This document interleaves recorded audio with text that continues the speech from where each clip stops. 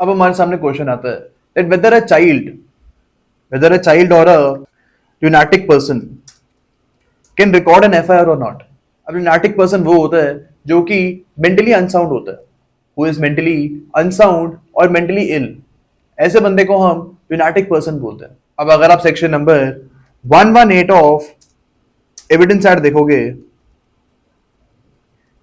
And section 124 of BSA देखोगे, यहाँ पे you will see that any person who has information regarding the incident, any person who has information regarding the incident and who can understand and answer the questions, who can understand and answer the questions can be called as a witness.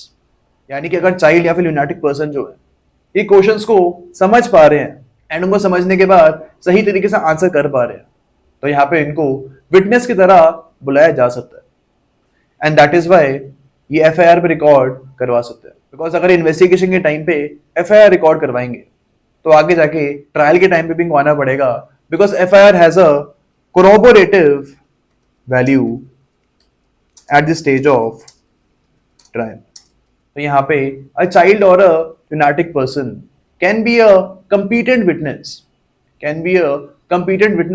if they can understand and answer questions during trial. लेकिन normally जो police officer हैं वो एक child की FIR को नहीं record करेंगे, because they will always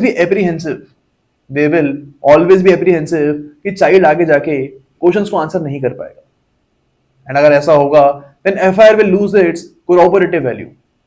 and अगर FIR की जो कोरोबोरेटिव वैल्यू है वही खत्म हो जाएगी तो प्रोसिक्यूशन के लिए केस को प्रूव करना डिफिकल्ट हो जाएगा. ओके, तो ये कुछ चीजें हमको यहाँ पे याद रखनी है.